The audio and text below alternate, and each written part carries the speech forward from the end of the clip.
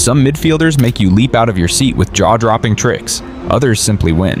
Anderson Luís de Souza, better known as Deco, was the latter. He didn't dribble past 5 defenders or scream into cameras after a goal. Instead, he read games like a chess master, pulling strings invisibly, letting others wear the crown while he built the throne. From Porto's miracle Champions League run to Barcelona's tiki-taka dawn, Deco was always there. Quiet, efficient, decisive. He was the man who made the greats look greater. In the glitz-obsessed football world, Deco's genius was in being invisible to the casual eye, but unforgettable to those who understand the game. This is the story of the silent architect of champions, from Brazil's streets to Europe's doorstep. Born in São Bernardo do Campo, São Paulo in 1977, Deco grew up in a football culture obsessed with flair and individual skill. But unlike many of his peers chasing the role of dribbling wizard, Deco's instincts leaned toward control, vision, and economy of movement. He left Brazil young, making a leap to Portugal in the late 1990s, a move that would define him. Early struggles at Benfica, followed by a loan to Alverca, tested his adaptability. It was at Salgueiros that he caught the eye of FC Porto, a match made in tactical heaven. Porto's structured, disciplined style gave Deco the perfect canvas to sharpen his orchestration skills. He wasn't a prodigy making headlines at 19. He was a craftsman patiently building his blueprint, preparing to silently take over Europe. Porto. The architect emerges. Under José Mourinho, Porto was a machine, organized, ruthless, perfectly tuned. And Deco was the conductor. Between 1999 and 2004, he transformed from a promising midfielder into one of Europe's most efficient playmakers. His touch was velvet, his passes surgical. He could slow a match down to a heartbeat or split a defense in 2 with one ball. In 2003, he helped Porto win the UEFA Cup. The following year, he went one better, driving them to an improbable Champions League triumph in 2004. Deco was named man of the match in the final, his goal and assist sealing a 3-0 win over Monaco. Mourinho later said Deco was the brain of that team, a player who didn't just execute a plan but improved it in real time. For Porto, he wasn't just a star. He was the quiet pulse of one of the most disciplined and unlikely European champions ever assembled. Barcelona, the final piece in Rijkaard's puzzle. In 2004, Deco moved to Barcelona, arriving at a club craving a return to European dominance. Under Frank Rijkaard, the team had Ronaldinho's magic, Xavi's control, and Eto'o's killer instinct. What they needed was glue. Deco provided it. He balanced artistry with discipline, bridging the gap between Xavi's deep dictation and Ronaldinho's attacking chaos. His work rate allowed the artists around him to shine without worrying about defensive gaps. His first season, Barcelona won La Liga. His second, they conquered Europe again, lifting the 2006 Champions League. Deco was named UEFA's best midfielder twice, his performances combining Brazilian creativity with European tactical rigor. He wasn't the loudest voice in the dressing room, but on the pitch, his influence was unmistakable. Where others saw passing options, Deco saw passing sequences, 2-3 moves ahead, pulling opponents apart without them realizing until it was too late.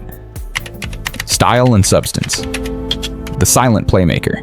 Deco's genius wasn't flashy, it was layered. He wasn't a pure dribbler like Ronaldinho or a metronome like Xavi. He was both and neither. His greatest skill was knowing exactly what a situation needed, then delivering it without waste. If the game demanded tempo, he slowed it. If it needed a sudden incision, he provided it. His passing was precise, often disguised, breaking lines with minimal backlift. Off the ball, Deco worked tirelessly, pressing intelligently, anticipating passes, positioning himself to intercept and restart attacks instantly. He averaged high interception numbers for an attacking midfielder, showing a defensive awareness rare for his role.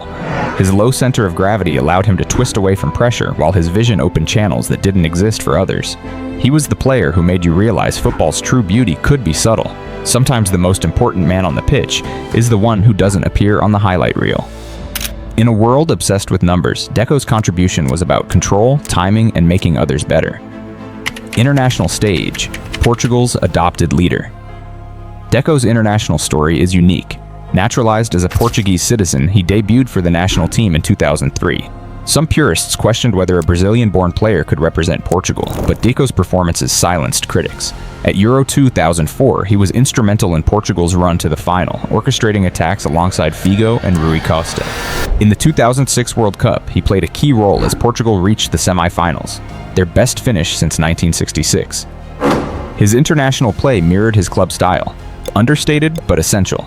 He wasn't the one taking the headlines, but he was the player teammates trusted to find the right pass, control the rhythm, and keep Portugal competitive against the world's elite. Chelsea, the veteran influence. In 2008, Deco joined Chelsea, bringing his experience to an already loaded midfield. He debuted with a thunderous goal against Portsmouth, immediately earning fans' admiration. Injuries limited his consistency, but when fit, Deco brought composure and creativity to a team built on power. He helped Chelsea win the Premier League in 2009-10 and 2 FA Cups, proving his adaptability once again. Even in England's high-tempo environment, Deco's touch and decision-making stood out. He didn't dominate physically, he dictated mentally, finding space, making the right pass, keeping possession under pressure.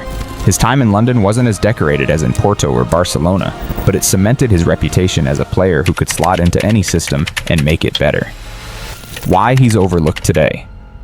In today's football culture, legacies are often built on highlight-friendly brilliance. Screamers, step-overs, viral skills. Deco's brilliance was subtler. He didn't score 20 goals a season or top assist charts every year. His impact was harder to measure, woven into the fabric of the team's success rather than isolated moments. Because he played alongside megastars like Ronaldinho, Xavi, Figo, Lampard, and Drogba, his role was often overshadowed. Fans remember the magicians and the finishers. Fewer remember the architect who set the stage. Yet without Deco, those teams lose their balance, their shape, and perhaps their silverware. In many ways, his career is a reminder that football's truest influence isn't always obvious to the casual viewer. Legacy and lessons. Since retiring, Deco has taken on ambassadorial and youth development roles, aiming to nurture the next generation of intelligent midfielders. His career offers lessons. Football intelligence is as valuable as physical ability.